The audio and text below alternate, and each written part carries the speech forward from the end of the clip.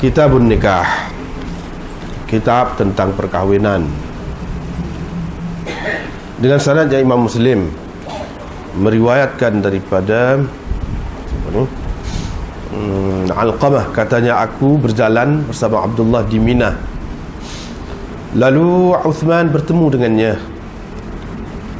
Dia pun berdiri bersamanya, bercakap-cakap dengannya. Uthman pun berkata kepadanya, wahai Aba Abdurrahman, maukah engkau aku kahwinkan engkau dengan gadis yang muda? Boleh jadi dia dapat mengingatkan kepadamu sebahagian zamanmu yang telah berlalu. Qala, kata perawi, yakni Alqamah, Abdullah pun menjawab, kalau engkau berkata begitu, maka Rasulullah SAW telah bersabda kepada kami, yakni juga Rasulullah juga telah bersabda kepada kami, wahai kalangan pemuda, wahai anak-anak muda, sesiapa di antara kamu yang mampu sesiapa yang dari kamu yang ada perbelanjaan, ada cukup persediaan, falyatazawwaj, maka hendaklah dia berkahwin, kerana perkahwinan itu lebih menundukkan pandangan seseorang, wa ahsan lil farj, dan lebih menjaga kemaluannya. Sesiapa yang tidak mampu, maka dia kenalah berpuasa, hendaklah dia berpuasa, fa innahu lahu wija, kerana puasa itu dapat memadamkan api nafsunya, kerana puasa itu menjadi seperti khasi kepadanya. Puasa itu merupakan khasi kepadanya, kasih kepadanya. Satu lagi makna, fa innahu lahu wija, kerana puasa menjadi penawar kepadanya. Dengan sanad Imam Muslim meriwayatkan daripada Alqamah lagi, katanya aku berjalan bersama Abdullah bin Mas'ud di Mina, tiba-tiba Uthman bin Affan bertemu dengannya. Uthman pun kata, mari Aba Abdurrahman. Kata perawi, mereka berdua pun berada di tempat sunyi. Fastakhlahu, mereka berdua pun pergi ke tempat sunyi lah, ke tempat yang tidak ada orang. Ataupun mereka berdua pun berbisik-bisik. Bila Abdullah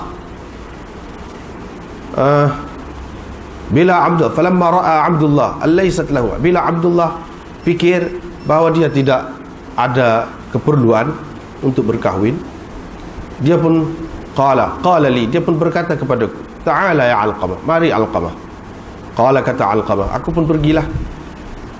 Faqala lahu Uthman pun berkata kepadanya, tak mahukah engkau kami kahwinkan engkau, wahai Aba Abdurrahman, dengan gadis yang masih dara, dengan anak dara, la'allahu yarji'u ilaika min nafsik ma kunta ta'had, boleh jadi akan kembali kepadamu pada suasana yang pernah engkau alami dahulu. Maka Abdullah berkata, kalau engkau berkata begitu. Lalu perawi menyebutkan seperti hadis yang telah dikemukakan oleh Abi Muawiyah sebelum ini, sambung tadilah supaya tadi juga.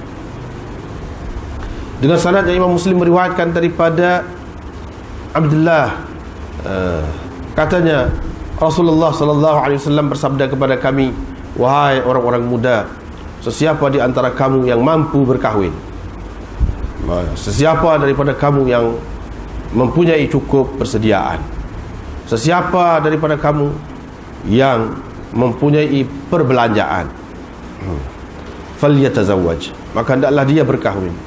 Seperti tadi, fa innahu aghaddu lil basar wa ahsanu lil farj, sesiapa yang tidak mampu, fa alaihi bis-shaum fa innahu lahu wija, maka hendaklah dia berpuasa, kerana puasa menjadi penawar kepadanya.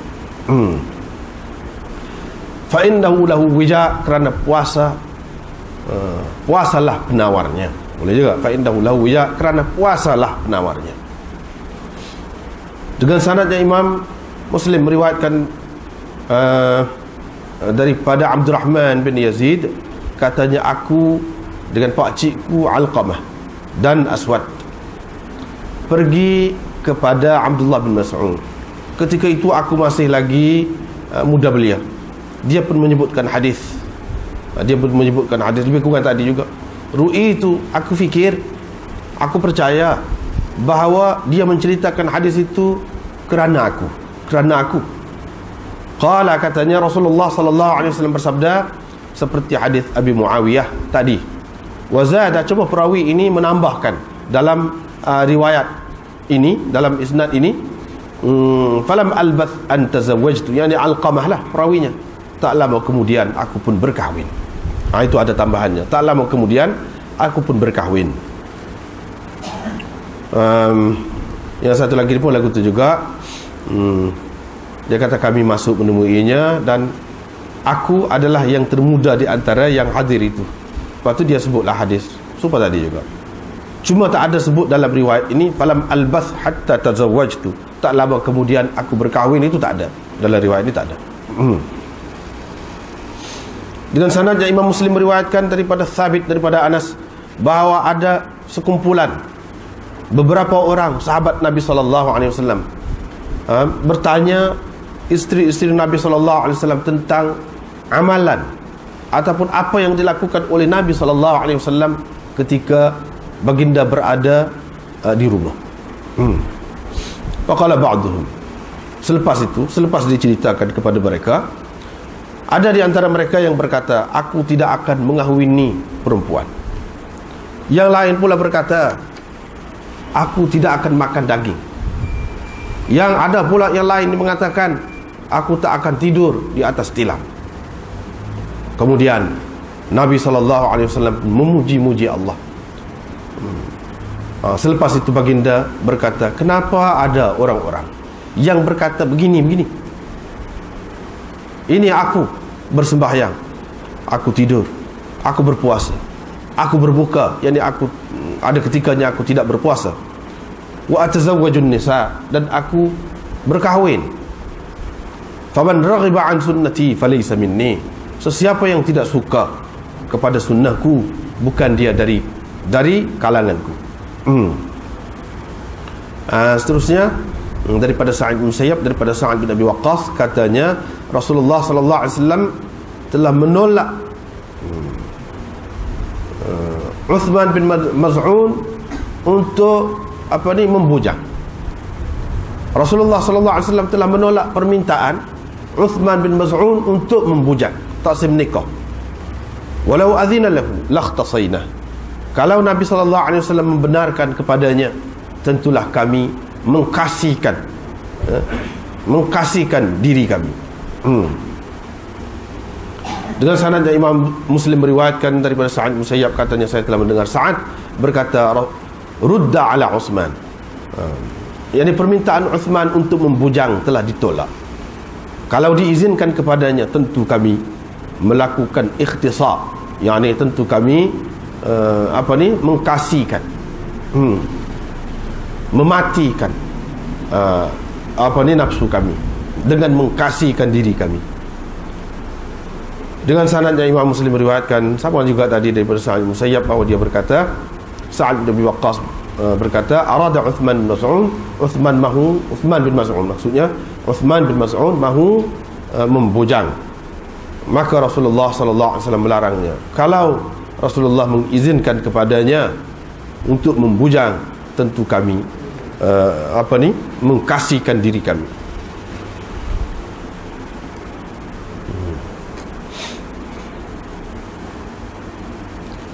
Bab nadbi man ra'a imra'atan fawaqa'at fi nafsihi, bab galakan ataupun dorongan, gesaan kepada orang yang terlihat perempuan lalu timbul sesuatu dalam dirinya, gesaan supaya orang yang seperti itu mendatangi isterinya ataupun hamba sahayanya. Fayuwaqi'uha tu tak payah dah, masuk dah maknanya. Ayat tiam ra'atahu tu mana mendatangi isterinya ataupun hamba sahayanya. mendatangi itu maksudnya pergi bersetubuhlah maksudnya dengan isterinya. Dengan sanad Imam Muslim meriwayatkan daripada Jabir bahawa Rasulullah sallallahu alaihi wasallam pernah melihat seorang perempuan, terus dia pergi kepada isterinya Zainab. Ketika itu Zainab sedang sedang memisahkan. Zainab sedang membasuh, sedang menggosok mani'ah, kulit binatang, kulit binatang yang baru disamak. Itu mani'ah, kulit binatang yang baru disamak. Dia sedang duduk gosok.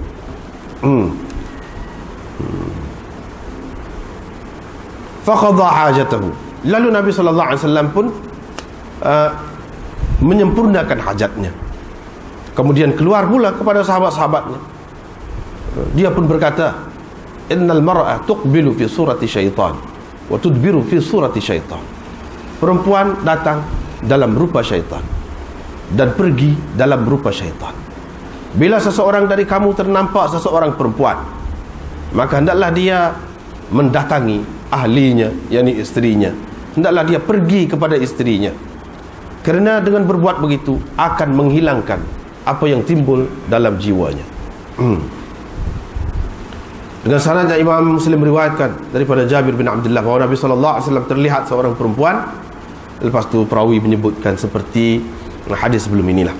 Cuma dalam riwayat ini ada dia kata fa atam ra'atahu, dia pergi kepada isterinya Zainab ketika mana dia sedang menggosok, membasuh kulit yang baru disamak. Tetapi dalam riwayat ini tidak ada disebutkan tudbiru fi surati syaitan, maknanya pergi dalam rupa syaitan, itu tak ada.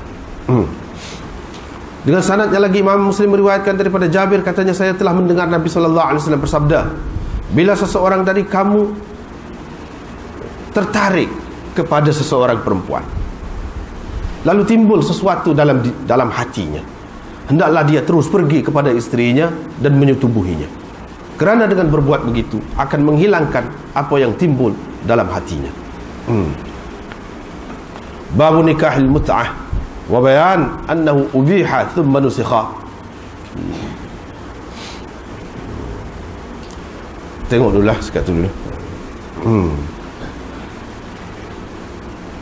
Kitabun nikah.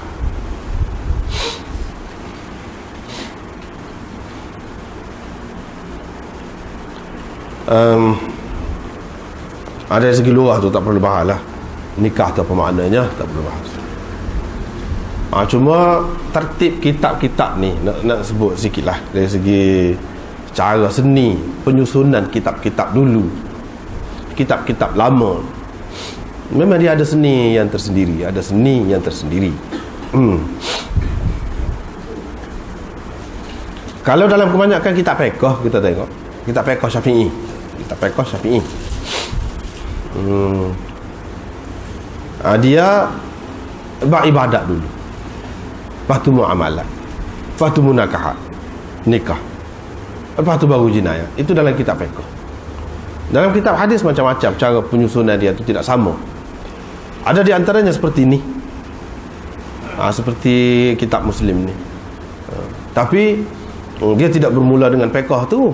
Mula-mula tu dalam kitab ni tentang sanad hadis, perbincangan tentang isnad hadis, yakni ilmu usul hadis lah, asas kepada ilmu hadis. Yang kedua pergi kepada iman, kitabul iman, cerita pasal iman. Lepas tu barulah ibadat. Habis ibadat semua, kitabul haji semua ni, baru nikah. Dia tidak sebut muamalat dulu, nikah dulu dia disebut. Begitu juga dalam kebanyakan kitab-kitab fiqh mazhab Hanafi, begini tertibnya, dia sebut kitabun nikah dulu.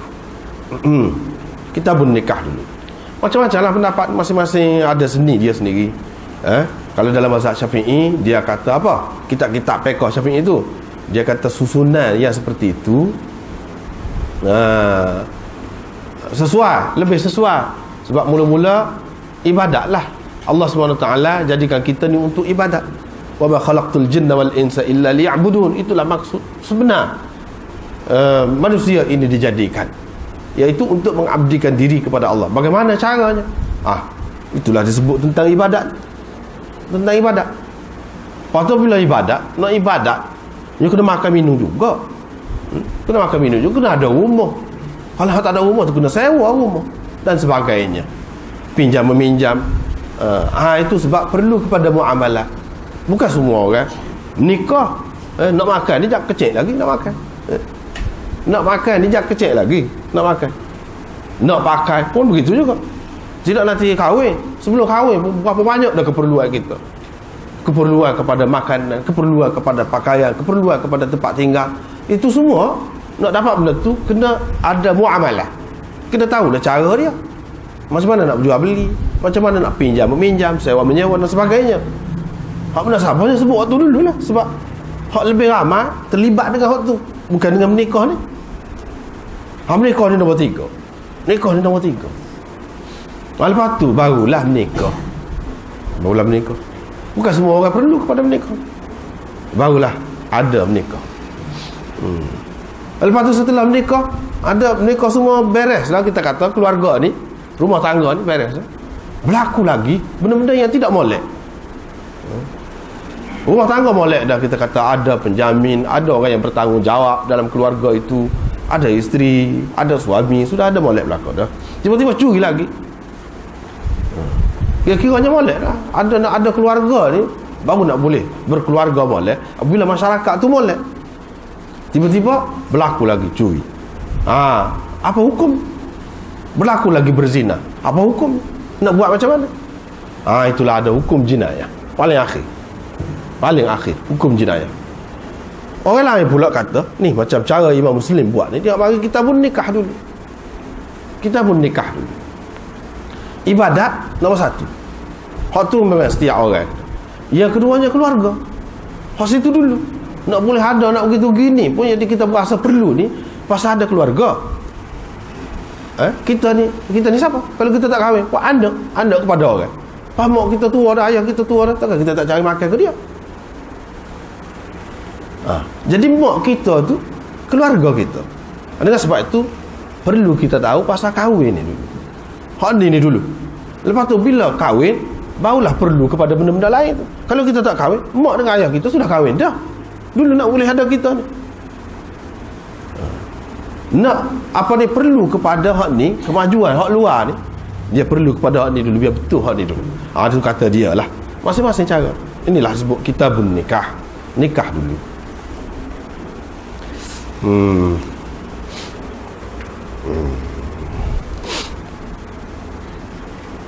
Tak apalah.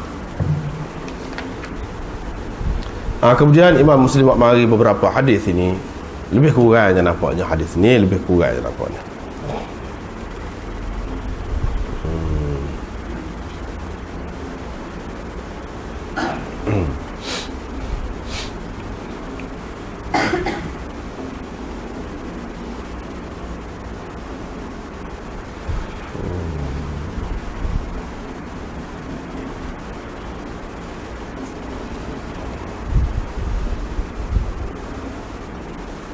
Tadi kita sebut beberapa makna bagi ba'ah itu.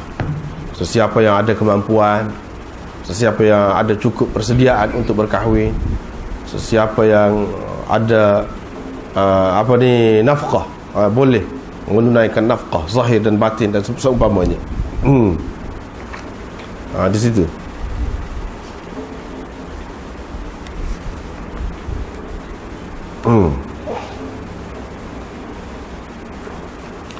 Sebelum pergi situ,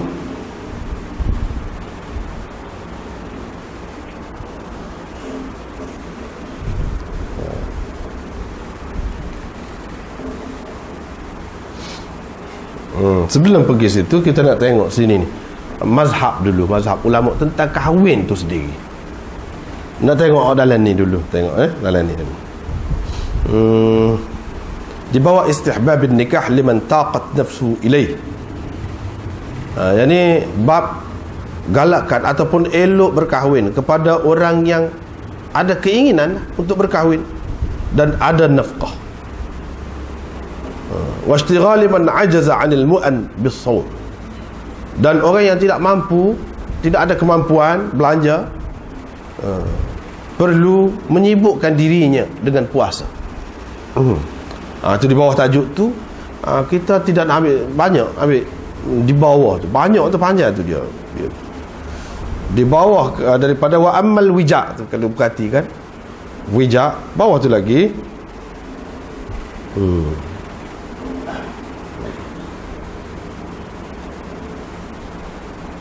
dia ada sebut, wa fi hadzal hadits al-amru bin nikah liman istata'ahu wa taqat ilayhi nafsuhu wa hadha mujma'un alayh. Hadis ini, dalam hadis ini ada dalil yang ada perintah supaya berkahwin bagi orang yang mampu dan orang yang ingin, ada keinginan untuk berkahwin. Ini adalah suatu yang disepakati, suatu yang diijma'kan. Lepas tu tak apalah, Imam Nawawi pun sebut lagi. Tapi di sisi kita dan di sisi ulama semua sekali, perintah di sini falyatazawwaj, berkahwinlah. Perintah di sini adalah perintah nadb, sunat, bukan perintah wajib. Dengan arti seseorang itu tidak mesti berkahwin ataupun tasarri. Yakni tasarri itu makna memiliki hamba sahaya. Seseorang itu tidak perlu berkahwin ataupun bergaul dengan hamba sahaya. Yang bolehlah untuk dia melepaskan nafsunya, hamba sahaya itu pun, sama ada dia takut anak ataupun tidak. Ini mazhab al-ulama kafah. Wala tidak diketahui ada sesiapa yang mewajibkannya kecuali Daud dan orang-orang yang sependapat dengannya dari ahli zahir. Dan ada satu riwayat dari Imam Ahmad juga mengatakan wajib berkahwin. Menikah ni wajib, termasuk dalam fardu ain, bukan fardu kifayah, bukan sunat muakkad, tidak, tetapi wajib. Ini Imam Nawawi sebut. Mereka mengatakan wajib dia berkahwin kalau dia takut akan berlaku kepadanya sesuatu yang haram lah, sesuatu yang haram, macam perzinaan dan seumpamanya. Wajib kepada dia berkahwin, au yatasari, ataupun dia memiliki hamba sahaya lah ketika mana ada hamba sahaya. Qalu, mereka mengatakan hak ni semua supaya haji juga, sebelum pada ni cerita bab haji, suka kurang sepanjang hayat ni kena sekali. Hak ni pun seumur hidup kena sekali, kena menikah, wajib. Cuma mereka tidak mensyaratkan. Kalau ditakuti akan berlaku daripada dia tu perkara haram, tak ada syarat. Kalau tak takut pun wajib juga. Ni puak-puak zahir, puak-puak ahli zahir, Daud Zahiri dan orang yang sependapat dengannya, tak ada syarat tu. Orang lain baru dia kata wajib tu kalau takut akan berlaku benda-benda yang tidak baik tadi.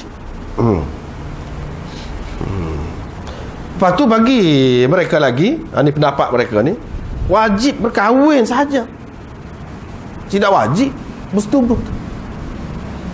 Setubuh tu tidak wajib, wajib berkahwin. Setubuh tidak wajib. Itu pendapat mereka.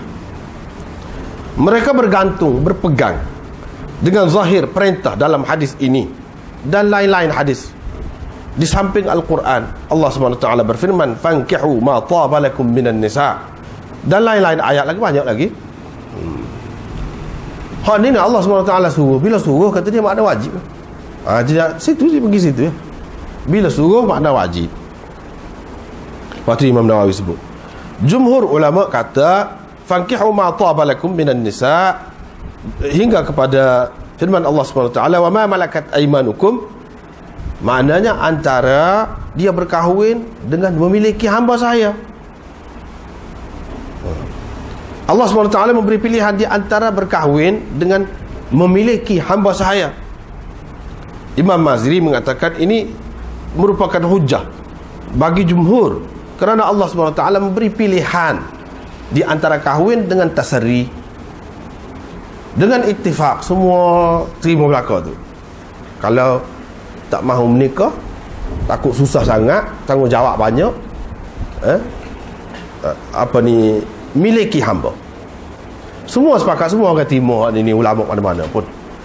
Kata Maziri, sekiranya nikah itu wajib, tentu Allah SWT tak bagi pilihan. Tak ada pilihan dah. Tak ada pilihan. Allah SWT tak bagi pilihan di antara nikah tu dengan tasarri. Tasarri itu makna memiliki hamba tadilah. Kerana tidak sah mengikut ulama usul memberi pilihan di antara satu perkara yang wajib dengan hak tidak wajib, kerana ini akan membatalkan hakikat yang wajib itu. Itu kata dia mengikut kaedahnya. Hak ni tasarri ni memiliki hamba saya, wajibkah? Semua kata sepakat tidak wajib. Memiliki hamba saya tidak wajib. Daud Zahiri dan orang lain pun kata lagu tu juga tidak wajib. Bila begitu Allah SWT bagi pilihan antara dua ni. Mana kalau dia ambil ni sudah jadi tak wajib dah, wajib. Adakah boleh jadi macam tu? Tak boleh jadi. Dia memberi pilihan di antara nikah dengan tasarri ini, memberi makna kedua-duanya sunat. Harus. Paling tinggi sunat. Kalau tidak harus, boleh. Takkan satu tu dia bagi pilihan, satu tu wajib, satu tu sunat. Tak boleh lah. Mengikut ulama usul tak boleh. Dia kena kedua-dua wajib. Sedangkan sudah semua terima bahawa tasarri itu tidak wajib. Tasarri itu tidak wajib. Maka berkahwin pun tidak wajib juga, kata mereka.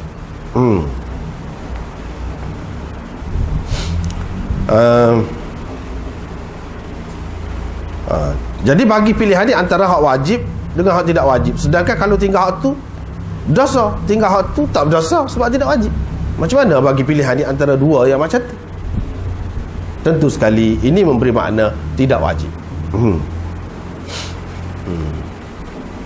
Lepas tu pokok ni kata Zahiri kata, sesiapa yang benci kepada sunnahku dia bukan dari kalangan. Maknanya sampai begitu sekali Nabi macam tak mengaku umat. Hak tak mengaku umat ni bukan main ni, tentu wajib, kata dia. Jumhur ulama jawab, man raghiba tu maknanya orang yang tidak suka tu, maknanya dia berpaling dengan benci, tidak suka tu benci, dan i'tiqad bahawa ni tak ada apa, tak ada kebaikan. Seperti hak Nabi SAW duk sebut tu baik-baik tu tak ada. Anggap begitu, dengan anggapan begitu barulah falaisa minni tadi. Bukan semata-mata tak kahwin itu maka Nabi SAW menafikan dia daripada umatku.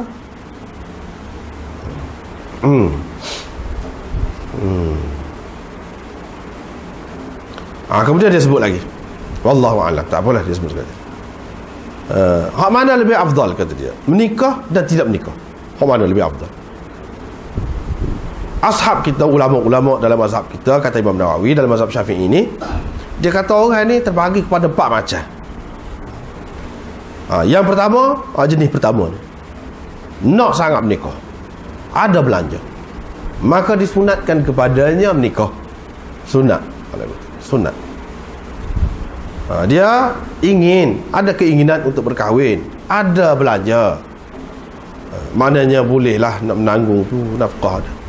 Sunat kepadanya berkahwin. Yang kedua, tidak ada keinginan, tidak ada belanja. Tidak ada keinginan dan tidak ada belanja. Belanja yang dimaksudkan di sini bukan belanja mas kahwin itu saja. Mana belanja untuk menanggung lah. Yukrahu lahu, makruh pada orang macam ni. Ini yang kedua. Yang ketiga, ada keinginan tapi tidak ada perbelanjaan, makruh juga. Hak orang ni, hak jenis yang ketiga ni lah yang diperintahkan, yang dianjurkan oleh Nabi SAW supaya berpuasa. Hak yang ketiga, ada keinginan tapi tidak ada belanja, ada kemampuan dari segi nafsu tetapi tidak ada belanja. Hak ni, hak yang ketiga ni lah yang disuruh berpuasa untuk menghilangkan, meredakan keinginannya itu. Yang keempat, ada belanja, ada, tetapi tidak ada keinginan. Mengikut mazhab Syafi'i dan jumhur ashab kita, bahawa orang seperti ini tidak berkahwin dan mengkhususkan dirinya untuk ibadat, lebih afdal lagi. Lebih afdal lagi. Tetapi walaupun begitu, jangan dikata, tak boleh dikata menikah tu makruh. Jangan kata lagu tu. Paling tinggi hanya kata orang lagu ni meninggalkannya lebih afdal kepada dia, lebih afdal. Sekadar tu. Jangan kata makruh. Tidak makruh. Sunnah, tetap sunnah. Cuma kepada dia, kepada orang seperti ni, lebih afdal tidak kahwin. Sekiranya dia boleh menumpukan dirinya kepada ibadat. Ini kata Syafi'i. Mengikut mazhab Abi Hanifah dan sebahagian ulama-ulama dalam mazhab Syafi'i dan sebahagian anak-anak murid Imam Malik, bahawa nikah kepada orang yang seperti ini lebih afdal. Kahwin lebih afdal. Di antara dalil bagi orang-orang yang mengatakan tidak kahwin itu lebih afdal kepada orang yang boleh menumpukan perhatian kepada ibadat, iaitu Nabi Yahya. Itulah dalil yang dikemukakan oleh ulama-ulama yang memilih pendapat Imam Syafi'i yang mengatakan lebih afdal tadi. Dalilnya apa? Iaitu Nabi Yahya. Allah SWT puji dia, wa sayyidan wa hasuran wa nabiyyan minas salihin. Sayyidan wa hasuran wa nabiyyan. Hasur tu apa makna? Tu maknanya. Hasur tu makna dia tidak ada keinginan. Dia mengkhususkan dirinya untuk beribadat. Dengan mengenepikan kelazatan ataupun kesenangan hidup. Tu di antara dalil sampai Allah SWT puji dalam Quran. Kata mereka. Tapi orang lain pula kata, jangan kata lagu tu. Satunya mengikut kaedah, kalau dalam usul fiqh Syafi'i pun lebih ketat lagi lah dalam masalah ni. Itu syariat orang dulu. Kalau ya pun Nabi Yahya tu syariat dia. Kita tak boleh. Kita dalam Quran sudah larang dia, warahbaniyatan ibtada'uha. Rahbaniyah, cara hidup kepadrian, tidak mahu kahwin. Hak tu bid'ah yang dia ada-adakan. Allah SWT sebut yang dia ada-adakan. Sebenarnya tidak sampai setara tu dalam agama dulu pun. Maknanya dia larang. Hadis Nabi terlalu banyak lah. Lepas tu kalau kita tengok, tu seorang Nabi, Nabi-Nabi yang lain, kalau kita tak mengambil kira itu syariat orang dulu, dalam mazhab Syafi'i, syariat orang dulu tidak ada kaitan dengan kita, berkait dengan dia. Kalau syariat Nabi kita, Nabi SAW berkahwin. Seramai-ramai Nabi yang lain lagi tu, ramai lagi kahwin kan. Artinya lebih baik kahwin lah daripada tidak kahwin. Imam Nawawi ini sendiri syarih ni, dia tidak kahwin, tidak menikah. Ada riwayat yang menyebutkan dia menikah. Ada. Dia menikah juga atas desakan ibu dia, katanya. Atas desakan ibu dia. Tapi dia ni, Imam Nawawi ni, mati muda, 45 mati dah. Muda sangat Imam Nawawi ni. Tapi hidup dia sepenuh masa ilmu semata-mata. Tak cara kau lain, tak ada dah bahasa sedap kau lain, sedap ilmu semata-mata. Itu hidup Imam Nawawi 45 tahun. Bila dia didesak berkahwin, dia kahwin. Akad saja. Akad tu dia terus dengan hal dia.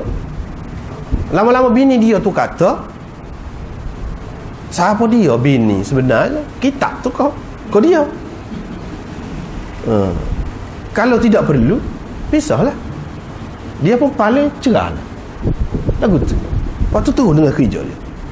Setara tu hidupnya Imam Nawawi. Tak cara hal dia aja. Tak apalah. Tapi kalau kita tengok dia bincang ni, dia bincang habis. Dia cerita dia cerita hak mazhab Syafi'i tadi. Ramai dalam mazhab Syafi'i berpendapat begitu. Tapi dia cerita juga orang dalam mazhab lain kata dak, nikah tu lebih afdal. Dan memang pun yang betul, nikah tu lebih afdal.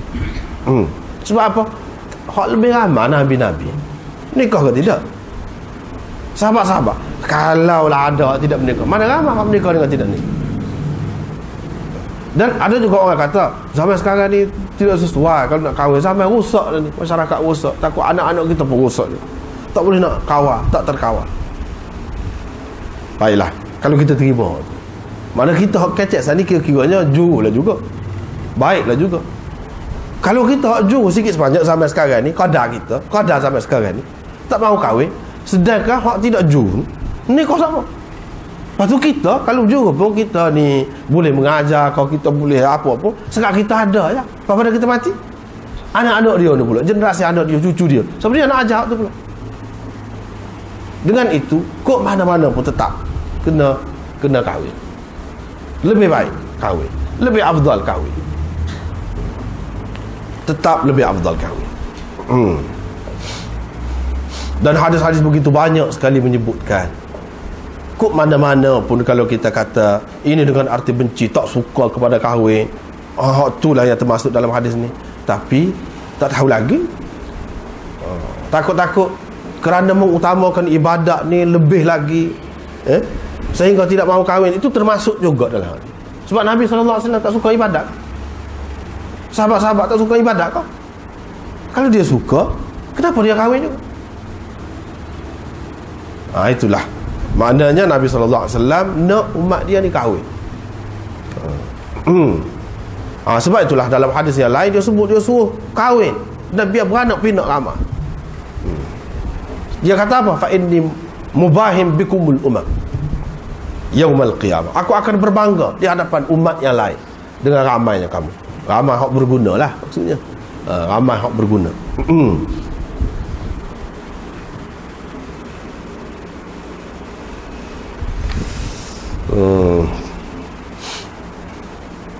Kalau mengikut hak mazhab Zahiri tadi, tentu dah dia tu wajib dah ke mana-mana pun jadi fardu ain, bukan fardu kifayah.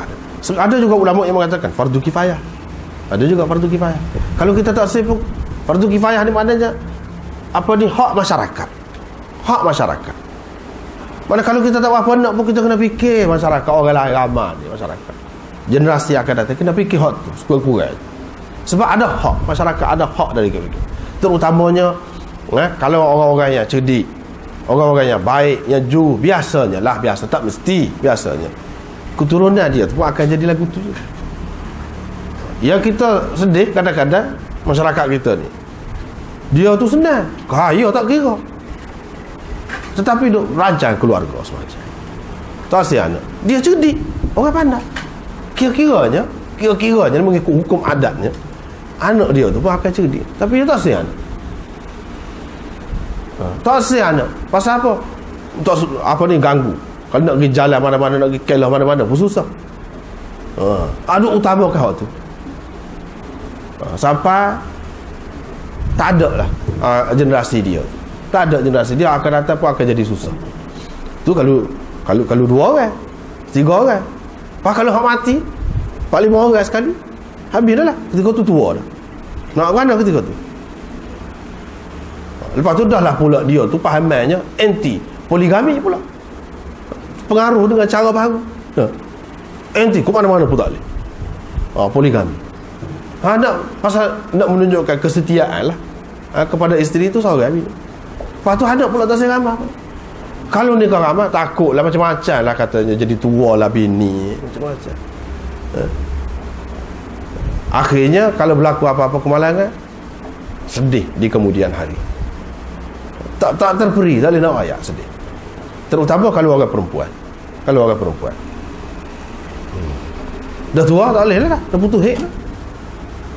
Alangkah baiknya kalaulah masa dia pisah ke, ataupun masa dia mati suami dia masih muda lagi, dia kahwin, ada peluang kahwin. Bukan kepada orang lelaki saja, orang perempuan pun kahwin. Mana tahu Allah SWT nak bagi keturunan yang baik kepada dia, yang akan berguna kepada dia, akan datang. Mana tahu. Kalau muda-muda lagi pakai duduk senyap gitu, bawa kenangan, tak ada pasal. Bukan cara Islam. Memanglah kalau ikut perasaan, ikut perasaan, iyalah setianya kata, tak ada sebut orang lain, pakai jak muda sama ketua. Itu cara Hindu tu, lagu tu. Pasal kalau suami mati walaupun menikah sehari, semua hidup tak boleh menikah, paling baik bagi dia tak menikah. Itu cara Hindu. Cara Islam tidak lagu. Cuma tengok sahabiah macam mana, lepas ni jadi bini orang ni, lepas ni jadi bini orang ni. Bukan bermakna tidak setia, bukan bermakna tak baik, tidak ada. Ini dunia, setakat dalam dunia lagu itulah cara. Kalau tidak, kita akan tahu dunia ni setara mana akan datang. Tak kena raya. Kalau tak ada anak, tua esok baru tahu dunia ni setara mana, baru tahu. Lepas tu kalau ditimpa malapetaka apa mati anak, baru tahu ketika tu dunia ni setara mana. Nak setia sangat.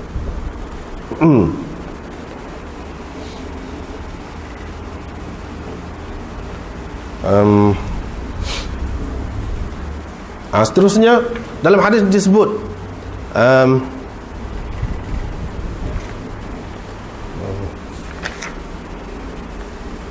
disebut Abdullah ibn Mas'ud jumpa dengan Uthman bin Affan.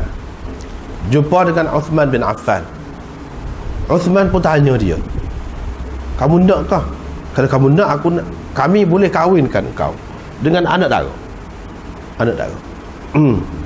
Barangkali atau boleh jadi perempuan itu, anak dara itu boleh mengingatkan kepada engkau sebahagian dari masa lalu.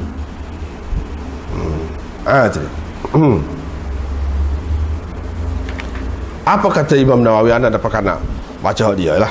Pakai baca dia.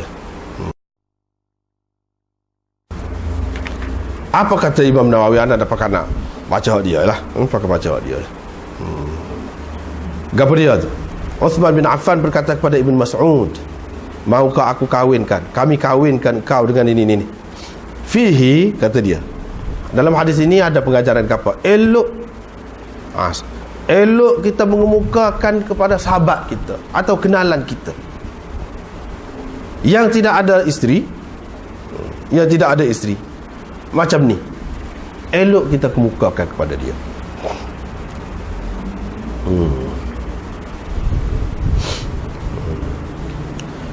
Dan dia boleh berkahwin, dia layak berkahwin, elok kita kemukakan. Tidak salah dari segi agama, tidak salah. Itu yang pertama. Yang kedua, elok berkahwin dengan perempuan muda, li'annaha al-muhassilah li maqasidin nikah. Itu dia sebut. Kerana perempuan muda itulah yang menghasilkan, yang membuatkan kita dapat mencapai maksud perkahwinan itu. Lepas tu dia sebut lagi, tak apalah tu. Jadi di sini maknanya perempuan muda lebih baiklah. Disebut aladzu istimta'an wa atyabu nakhatan dan sebagainya, lain-lain lagi. Banyaklah kepada keistimewaannya. Kalau muda boleh anak lagi, muda mesra. Kalau muda dia tidak anak dara lah maksudnya. Kalau dia ni maksud di sini anak dara lagi, tak kahwin lagi lah. Kalaulah dia tu susah pun, kalau dia senang, kalau dia macam mana-mana pun, dia tak ada pengalaman lain lagi. Tak ada pengalaman lain lagi dengan orang lain. Kalau kita kurang sikit, mungkin dia tak apa-apa. Dia ingat orang lelaki lagu tu belakang, padahal kita teruk. Dia ingat lagu tu. Tapi kalau orang sudah kahwin dah, dia ada pengalaman dah. Dia tahu dah lagu ni tak boleh ni. Itu dari satu segi. Dari segi yang lain, ada kan dalam hadis ni juga kita sudah jumpa orang perempuan, dia pergi cerita dengan Nabi SAW, dia baru nikah. Dia kata tak ada, suami dia baru ni macam renda kain, dia kebah kain. Siapa lagu tu? Ini sebab kerana ada pengalaman lah. Ada pengalaman dulu. Dengan sebab itu, ini lebih baik perempuan yang belum berkahwin, dia tak ada pengalaman. Kalau ada pengalaman, Nabi SAW faham, berkali kamu nak kelip baik dengan orang dulu kau? Kata dia, tak boleh. Dia kata gitu dalam hadis itu. Maknanya ini masalah ada pengalaman lah, kita kata. Lepas tu yang lain-lain pun banyaklah kelebihannya. Banyaklah kelebihannya.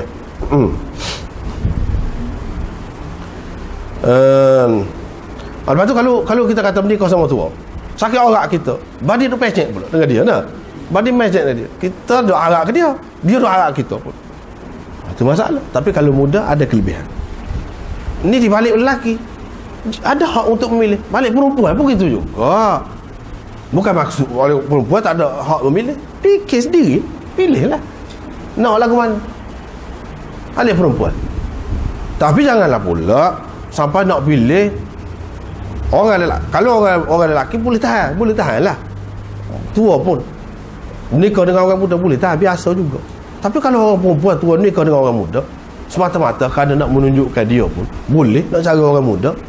Pada tu anak sendiri jadi malu nak jumpa, tak ada pasal aku sama tua dengan anak. Nah, tu lelaki muk ni boleh dari segi syarat, tak ada jadi masalah. Tapi keadaan itu kena fikir juga. Walaupun dia ada boleh memilih pun kena fikir, masing-masing kena fikirlah. Tengok Jabir, Nabi SAW tanya dia nak menikah. Jabir menikah dah dengan janda. Nabi SAW tanya menikah, janda kau anak dara? Dia kata janda. Bapa tidak anak dara? Kata dia, kata gini. Jabir kata gini, ayah saya ni tinggal ramai adik-adik tina, kata dia, kecil-kecil lagi. Saya fikir saya nak kahwin. Kalau kahwin dengan orang perempuan muda, dia tak reti nak cara budak-budak ni.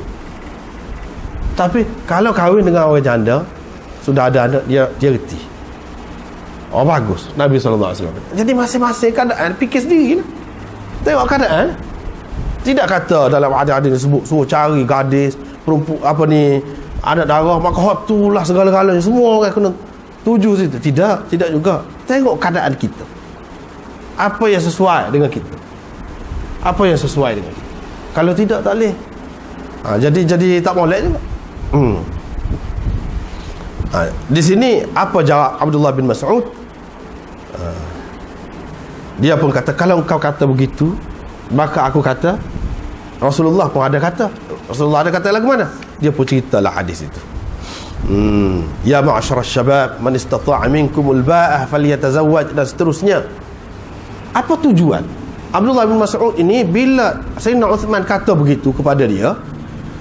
Kalau nak kahwin, kami nak tolong kira anak dara. Kalau anak dara, boleh mengingatkan kau kepada zaman dulu, zaman engkau yang lalu, zaman muda-muda dulu. Jadi muda retek kita. Jadi muda retek kita. Maknanya gitulah. Tapi apa kata Ibnu Mas'ud? Kalau kamu kata begitu, Rasulullah ada kata gini. Dia apa kata? Apa sebab? Sebabnya pada ketika itu dia tidak muda sangat. Dia sudah ada isteri dah. Hak tadi Imam Nawawi sebut tu kepada sahabat dia yang tidak ada isteri. Kalau tak ada isteri, lebih-lebih lagi lah kita sebut, kita tawarkan kepada dia. Hak tu Imam Nawawi sebut, bukan nak cerita Ibnu Mas'ud. Ibnu Mas'ud tu dia ada isteri. Apa tujuan Ibnu Mas'ud kata gini? Dia nak ceritanya hak Nabi SAW kata, ya ma'asyaras syabab, wahai anak-anak muda, orang-orang muda. Aku ni tidak muda. Aku tidak muda. Tak timbul dah masalah ledapkan ataupun jolokkan nafsu tu kuat sangat sehingga perlu berkahwin. Kalau tidak, kena gini-gini. Itu anak muda. Kalau tidak anak muda seperti aku ni, tidak. Mana aku tidak memerlukan, sebab aku sudah ada dah. Itu tujuan dia jawab gitu. Kalau nak kata, nak sesuai pun, sebab tu dia panggil Alqamah. Nampak kaya cerita dia sesuai dengan dia ni. Lepas tu lah Abdullah ni berkali-kali lepas pada tadi kita sudah terjemah dah. Dia isyarat. Alqamah tu kata, aku berasa, aku percaya. Dia tuju kepada aku. Dia sebut hadis tu. Lepas tu dalam setengah riwayat yang kita sudah baca dah tadi, dia kata tak lama kemudian aku pun berkahwin. Dah main duduk sindir-sindir ni. Jadi hak ni pun bila Sayyidina Uthman tanya dia panggil. Maknanya dia yang sesuai, mana aku tidak. Aku tidak. Itu maksudnya. Jadi yang perlu begini kepada orang yang berhajat, kepada orang yang berhajat, anak-anak muda, maka eloklah. Kalau dia tidak, sebab Nabi SAW pun kata, ya ma'asyaras syabab. Sebab yang diperlukan kahwin ni pun, molek kahwin ni pun, apa dia dari segi benih ke apa sebenarnya, molek semuanya pada ketika muda, baik lelaki ataupun perempuan. Dengan sebab itu disuruh kahwin pada ketika muda, baik lelaki ataupun perempuan. Utama kalau nak dapat anak ramai ke apa. Dan kalau nikah lewat, macam mana? Di sini dia tujuan bagi hadis ni, dia nak ceritanya, dia tak perlulah. Tak perlu. Kalau anak muda, ya, dengan berkahwin itu dia boleh merendahkan pandangannya. Merendahkan pandangannya tu maknanya tidak berasa lah. Seperti mana maklumlah, kita benda ni semua orang tahu kan. Kalau belum kahwin tu galak lah, macam-macam lah kita kata tak. Bila kahwin tu senyap, tak adalah mana, jadi biasa. Itu makna aghaddu lil basar. Tidak kata galak nak tengok tu nak tengok ni, tidak begitu. Wa ahsanu lil farj, dan lebih menjaga kemaluannya. Macam-macam lah boleh berlaku kalau sekiranya nafsu itu tidak disalurkan pada tempat yang halal, pada tempat yang sepatutnya. Macam-macam lah boleh berlaku. Dengan sebab itu kena berkahwin lah. Man istata'a minkumul ba'ah, di situ disebut al-ba'ah. Apa makna al-ba'ah? Tadi kita beri beberapa terjemahan. Di antaranya sesiapa yang mampu jima. Itu ada yang mentafsirkan makna ba'ah itu sesiapa yang mampu bersetubuh, maka hendaklah dia berkahwin. Itu maknanya. Lepas tu macam mana? Macam mana? Jadi dia tak ada belanja, tak ada gitu gini. Kalau mas kahwin tu boleh carilah juga, kita kata boleh carilah. Tapi hak seterusnya, Sayyidina Umar marah kalau orang kata dia sesak, tak boleh nak menikah, marah. Dia kata, kamu tak tahu ke dalam Quran ada kan? Tak baca ke ayat Quran tu? In yakunu fuqara yughnihimullahu min fadlih. Kalau mereka itu sesak, Allah akan mengkayakannya. Mengkayakan ini sih maksudnya memenuhi hajatnya, keperluannya dari limpah kurnianya. Kenapa hak tu? Sayyidina Umar kata, kalau nak tak apa. Jangan duduk fikir sangat. Dia akan, sebab itulah dalam hadis pun ada sebut, kahwin, perempuan itu membawa harta kepada kita. Jangan kita ingat harta yang kita boleh ni kerana kita saja. Kadang-kadang kerana isteri, kadang-kadang kerana anak. Anak tu yang membawa harta, cuma melalui kita.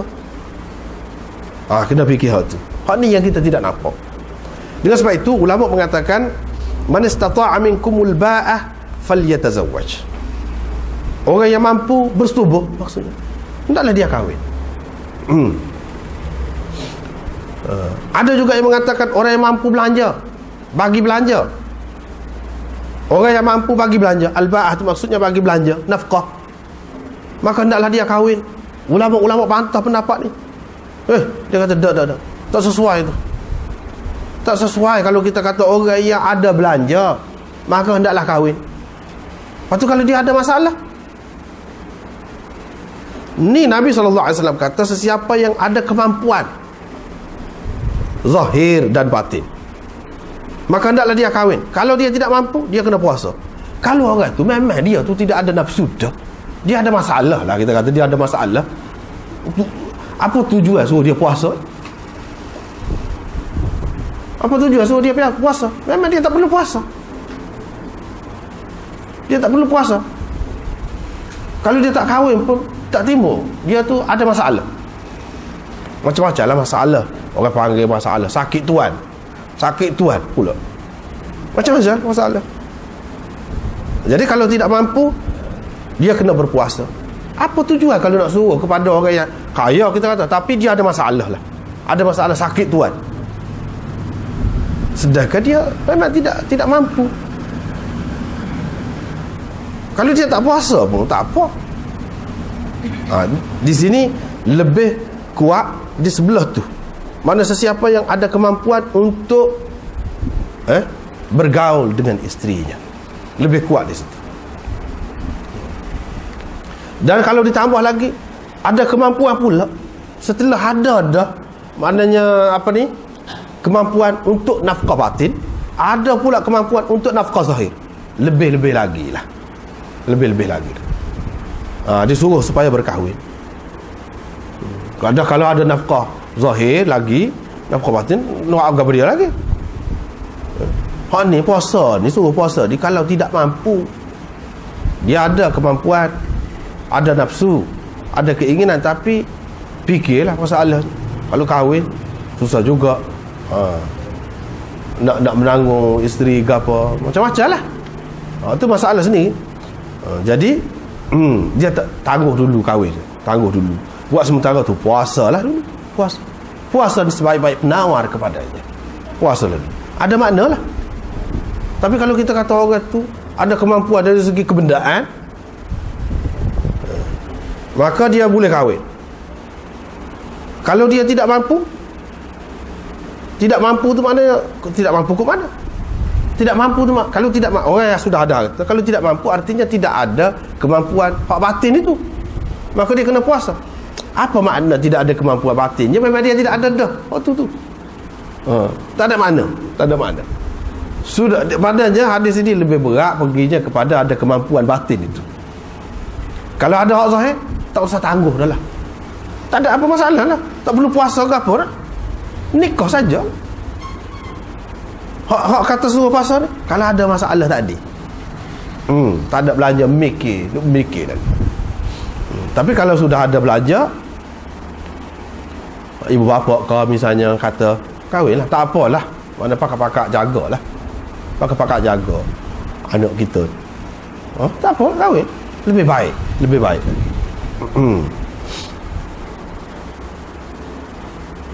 Fa innahu wa man lam yastati' fa alayhi bis-shawm fa innahu lahu wija', kerana puasa itu menjadi penawar. Puasa itu memadamkan api nafsunya. Puasa itu menjadi penawar, boleh meredakan lonjakan nafsu dia.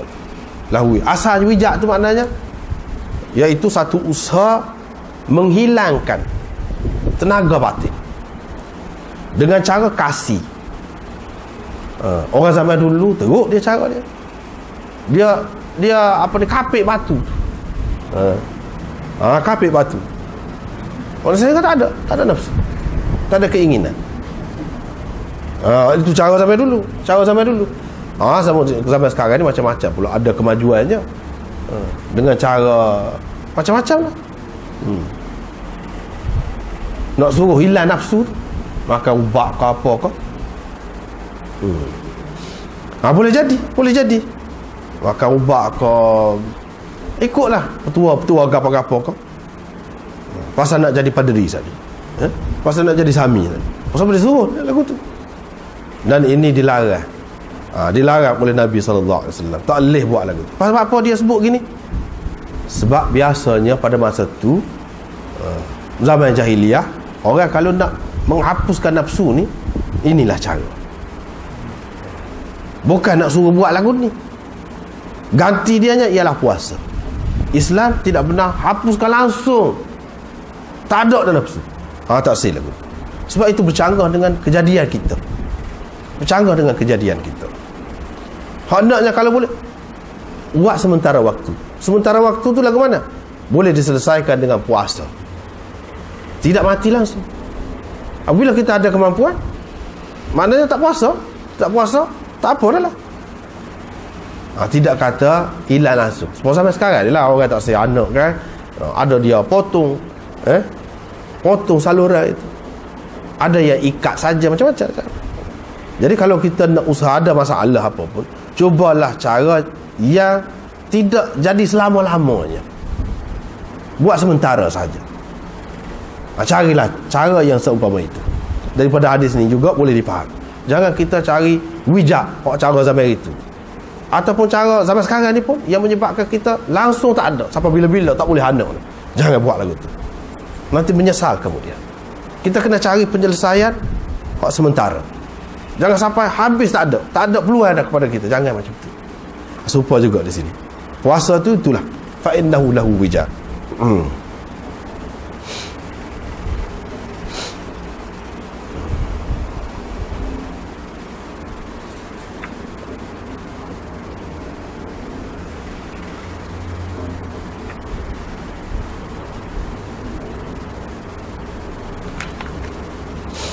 Seterusnya ni hadis ni lebih kurang fa innahu lahu wija', dia sebut tu.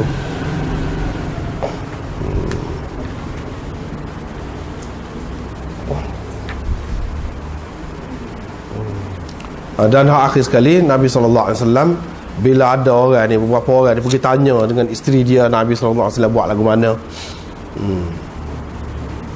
maka masing-masing ada kata tak boleh menikah, ada kata tak boleh makan daging, ada kata macam-macam lah. Nabi SAW tak kenal lah betul.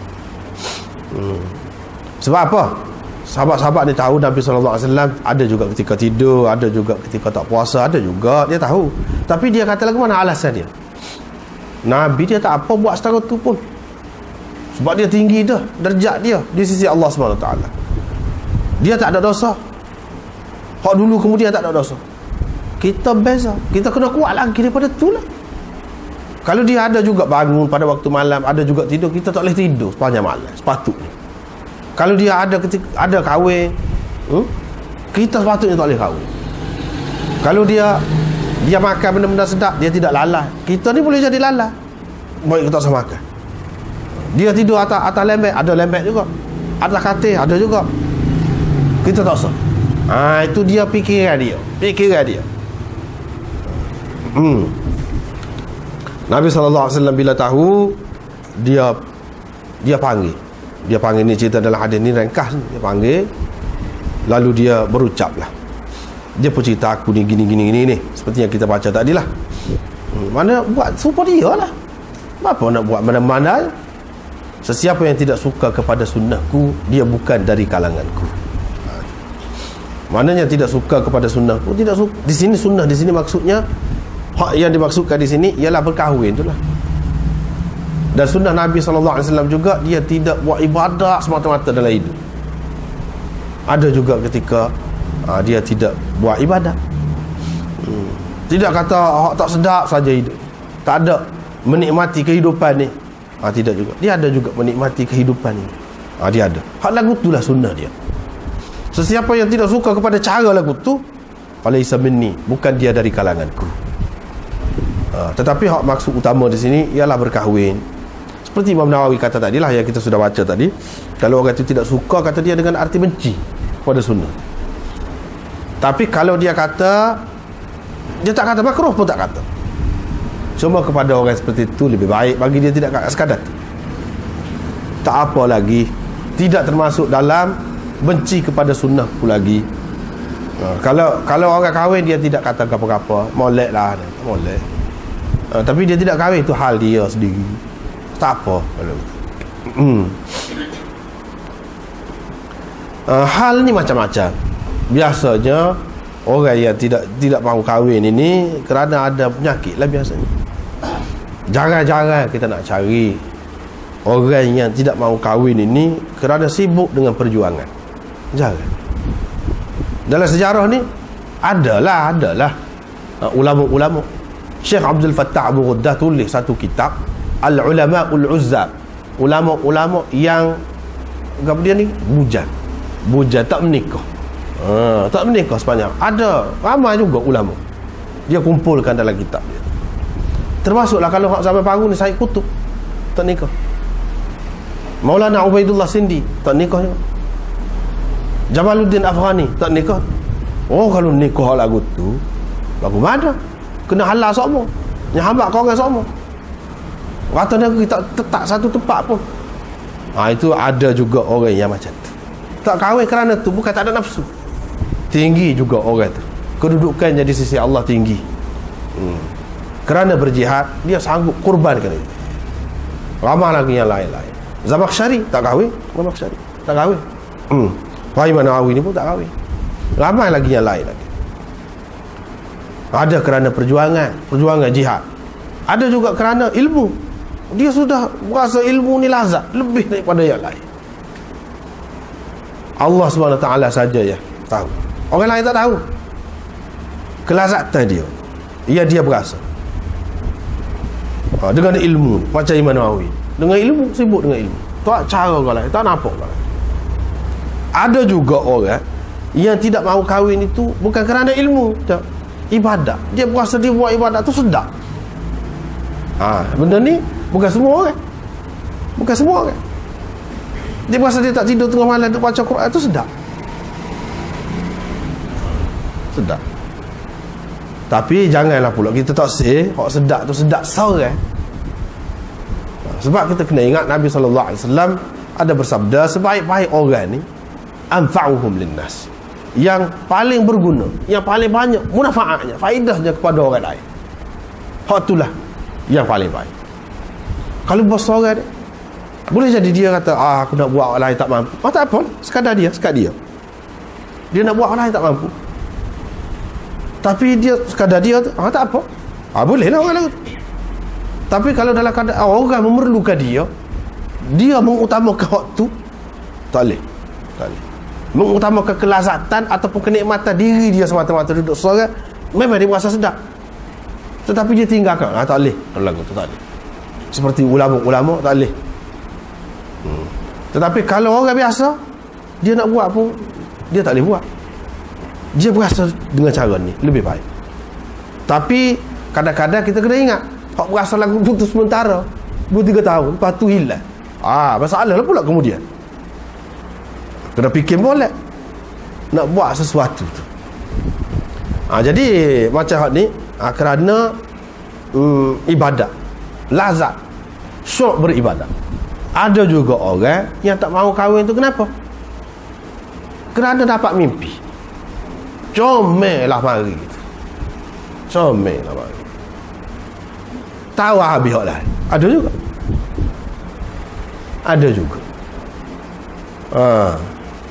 Ada juga yang disebutkan begitu. Seperti apa yang disebutkan tentang Nabi Syith. Dia minta ditunjukkan bidadari dalam syurga. Allah SWT tunjuk tak sih, tak nikah. Ada juga lagu tu. Jadi macam-macam, kita tak tahu hal orang yang tidak menikah ni macam-macam. Tetapi kalau kita tengok kepada kepentingan umum, hak kebanyakan, dari segi jangka panjang, tetap berkahwin, bernikah tu lebih baik. Tetap lebih baik. Dari segi jangka panjang.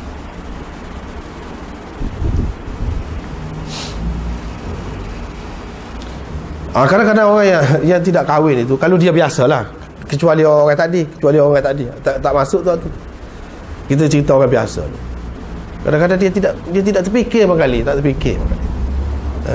tengok anak-anak yang suka gembira, ria, suka. Budak-budak tu, kalau dia tak kahwin dulu tak ada.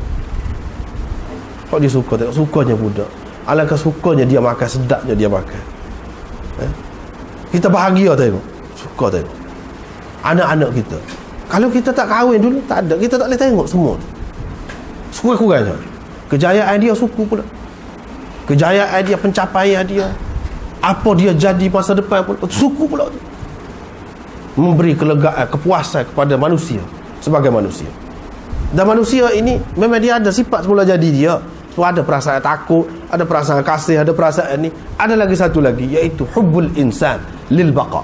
Satu lagi, ini naluri dia, iaitu keinginan manusia untuk kekal. Ini dia ada. Sebab itulah Tuhan selalu sebut syurga, neraka. Habis dunia ni, tidak habis lagi, ada lagi perkiraan. Sebenarnya kita tak putus, tak habis hidup kita, dia bersambung-sambung. Sebenarnya kita kekal, tapi kita tak nampak tu. Kita nak kekal, cara macam mana? Iaitu dengan cara kita dapat anak. Manusia ni kahwin, salah satu sebabnya iaitu kerana dia mahu kekal. Hak senyap dalam jiwa dia. Semua orang, dia didorong oleh hak tu. Dia berasa dia kekal dengan cara. Ini hak manusia biasalah, semua manusia. Tapi kita, orang agama, lebih daripada itulah. Mana tidak setakat kekal melalui anak tu. Kekal ni banyak cara. Sebab itulah orang-orang tadi, dia mikir lagu lain, tidak serupa kita mikir. Kekal ni dengan cara baca Imam Nawawi ni. Ni kitab dia dibaca, ada munafaat kan ni? Bolehlah ke dia, ada faedah lah tu ke dia, sampai ke dia. Bukan saya saja. Kalau ada anak pun, kalau anak orang biasa ni, mati begitu. Anak 10 pun mati gitu biasa. Tak ada tinggal apa-apa pada orang kemudian. Kalau kita antara kita kahwin, dapat anak, dapat lah tu, tapi kita akan sibuk dengan hal tu. Tapi kalau kita tidak ada anak, kita dapat buat benda-benda ni, dapat berjuang, dapat buat gini-gini, yang mana munafaat dia akan dirasakan oleh orang kemudian, itu lebih besar lagi sebenarnya daripada berkahwin. Kalau begitu lebih besar lagi. Seperti Imam Nawawi, Imam Sayuti, bukan main, banyak karangan. Hidup umur 48 tahun mati. 48 tahun mati. Umur 40 tahun salah dengan warga-warga anak-anak. Tak sejumpa, tak sekecek. Padan dah hidup 40 tahun. Banyak Nabi masa. Duduk ke dia, duduk mengarang, duduk kaji. Sampai Allah SWT bagi banyak kitab kepada dia. Cuba kita tanya sekarang, mana anak cucu dia? Anak cucu dia, anak sungguh dalam dunia ni mana? Tak ada tahu. Dia bukan tak kahwin. Ada anak. Bukan tak ada anak, ada. Tapi setakat mana anak? Nak ceritanya kuasa ilmu dengan kuasa anak setakat mana? Belum tentu lagi anak. Dengan sebab itu kadang-kadang orang alim ni dia fikir lagu lain. Begitu juga orang-orang yang berjiwa besar, dia tak fikir macam kita. Dia ada pertimbangan lain. Aku buat ni lebih penting lagi daripada buat ni. Maka dia tumpu situ. Betul. Kitab-kitab dia orang masih baca lagi. Sampai munafaat kitab dia kepada semua orang sampai sekarang. Sampai sekarang. Berapa ramai pula pejuang-pejuang Islam yang meninggalkan negeri-negeri dia pergi berjuang, tak menikah, tak gapo. Setengah-setengah negeri tu kita tak tahu siapa dia ni. Yang jadi kita ni semua ni Islam. Asalnya siapa dia? Kita tak tahu. Orang tu boleh jadi dia tak ada anak pun. Tapi kalau kerana dia dulu habis orang sini Islam ni ada kaitan dengan dia, tak putus, kekal seumur dia. Tak putus. Hak itulah maksud hidup sebenarnya. Supaya tidak putus hidup tu. Ada makna supaya kita hidup boleh buat kerja, dapat PT, dapat kesenangan. Bila kita mati pun kita dapat lagi hak tu. Hak itulah maknanya. Baru kekal semua. Kalau kita buat orang lain tak ada kekal. Anak pun belum tentu lagi. Tetapi harap-harapnya dapatlah. Masing-masing orang mengharapkan begitu. Tapi belum tentu. Itulah sebab ulama-ulama ni macam-macam. Begitu juga orang-orang perjuangan, dia ada cara dia sendiri. Lepas tu sahabat-sahabat nak membujang Nabi SAW tak benar. Kalau benar membujang, boleh tak ada guna dah lah. Tentu boleh kasih. Bila boleh kasih, kami nak kasih lah kira. Tapi dah tak boleh nak kasih. Ini menunjukkan sahabat-sahabat itu tidak terikat sangat dengan dunia ni. Tidak terikat sangat dengan dunia. Jiwa mereka lebih tertarik kepada akhirat. Sehingga kalaulah tidak kerana Nabi SAW, tentu dia sanggup buat. Sanggup kasih. Sanggup tak ada nafsu pun. Hidup dengan tanpa nafsu. Tapi dia tidak buat gitu. Pasal apa? Pasal Nabi SAW larang. Itulah baiknya sahabat-sahabat itu, terdidiknya sahabat-sahabat itu. Kalau Nabi SAW larang, tak ada ayat lagu mana dia akan tinggal. Seterusnya lebih kurang lagu itulah. Dan hak lagi tu pun tak ada nampaknya perempuan. Sekat itulah wallahu a'lam wa akhir.